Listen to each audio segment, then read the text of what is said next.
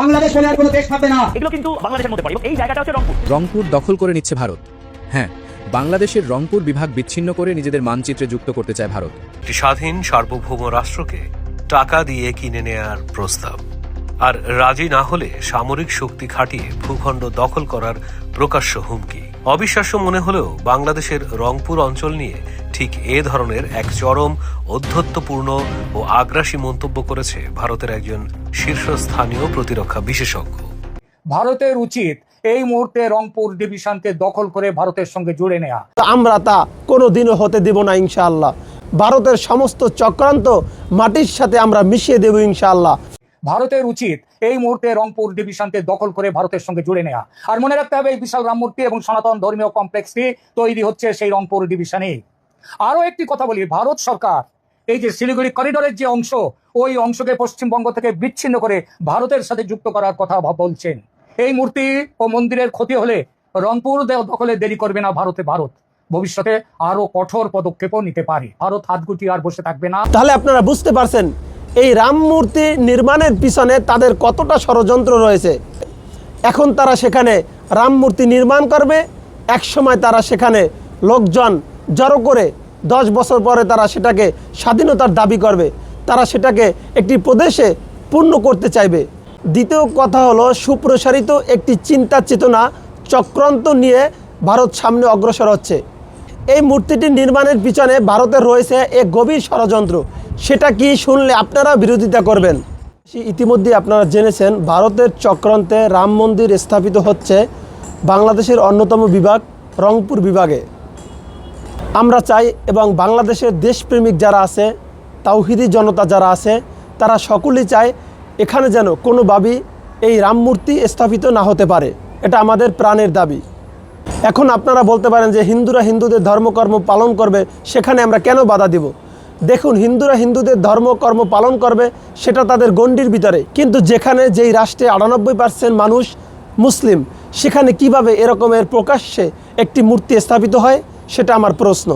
গণতন্ত্রের দোহাইদারি যারা, গণতন্ত্রের পূজারী যারা, তাদের কাছে আমার প্রশ্ন, যেখানে বাংলাদেশের অধিকাংশ মুসলমান চায় না এরকমের একটি মূর্তি স্থাপিত হোক, সেখানে কোন সাহসে এই মূর্তিটি স্থাপিত হচ্ছে? তোমাদের গণতন্ত্র, তোমরা যেই গণতন্ত্র চর্চা করো, সেই গণতন্ত্রের তো একটি ধারা, সেই গণতন্ত্রের মূল নীতিই তো হলো অধিকাংশ মানুষ যেটা চাবে রাষ্ট্রের সেটাই বাস্তবায়ন হবে। তাহলে বাংলাদেশের অধিকাংশ মানুষ চায় যেন সেখানে কোনোভাবেই এই রাম মূর্তি স্থাপিত না হয়। তাহলে গণতন্ত্র অনুযায়ী গণতন্ত্র পূজারী যারা আছো, তোমাদেরকে বলছি, তোমাদের কথায়, তোমাদের গণতন্ত্র দ্বারাই এখানে মূর্তি স্থাপন করার কোনো সুযোগ নাই। প্রিয় দেশবাসী, বাংলাদেশে তো আরও মূর্তি আছে, আমরা তো সেগুলোর বিরোধিতা করছি না। বাংলাদেশে তো আরও মূর্তি রয়েছে, আরও মন্দির রয়েছে, সেখানে হিন্দুরা তাদের ধর্মকর্ম পালন করে, তাদের উৎসব আসলে তারা সেখানে যেভাবে মনে চায় সেভাবে উৎসব পালন করে, আমরা তো কিছুই বলি না। কিন্তু অপরদিকে দেখুন, ইন্ডিয়া যারা মুসলিম রয়েছে তারা স্বাধীনভাবে নামাজ পড়তে পারতেছে না, তারা স্বাধীনভাবে মাদ্রাসায় পড়াশুনো করতে পারতেছে না, তারা স্বাধীনভাবে কোনো কাজই করতে পারতেছে না। সেখানে হিন্দুরা বাধা দেয় মুসলমানদেরকে, এবং যেমন তেমন বাধা নয়, সেখানে যখন তখন মুসলিমদের উপরে আক্রমণ করে। কিন্তু আমরা তো বাংলাদেশে হিন্দুদের প্রতি কোথাও এভাবে দ্বিচারিতা করি না। তাহলে আমরা এই রাম মূর্তি নির্মাণে কেন বাধা দিচ্ছি? দেখুন, তারা তাদের গণ্ডির ভিতরে থেকে তাদের কার্যকলাপ, তাদের ধর্মকর্ম পালন করুক, তাতে আমাদের কোনো সমস্যা নাই। কিন্তু যেখানে 98% মুসলিম রাষ্ট্র, সেখানে এভাবে প্রকাশ্যে একটি মূর্তি স্থাপন করবে আর বাংলাদেশের মানুষ চুপ থাকবে, সেটা তো হতে পারে না। তারা তাদের গণ্ডির ভিতরে করুক, তাতে আমাদের কোনো আপত্তি নাই। কিন্তু প্রকাশ্যে এত বড় একটি মূর্তি সেখানে স্থাপিত করবে আর মুসলমান চুপ থাকবে, তা হতে পারে না।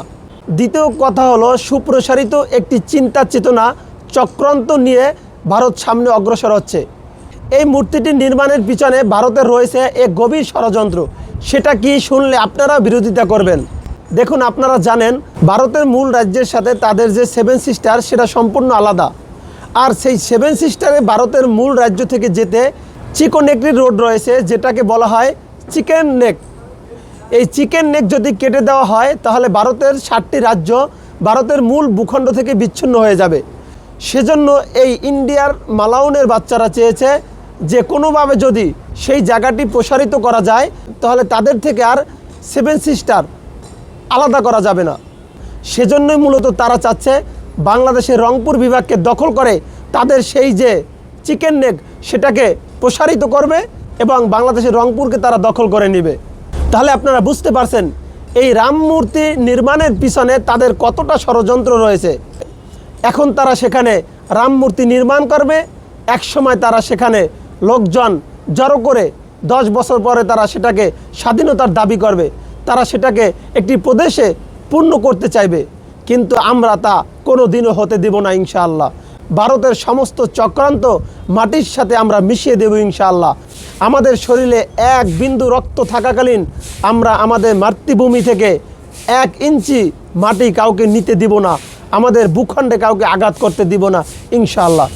আশা করি আপনারা বুঝতে পেরেছেন আমরা এই মূর্তির বিরোধিতা কেন করি।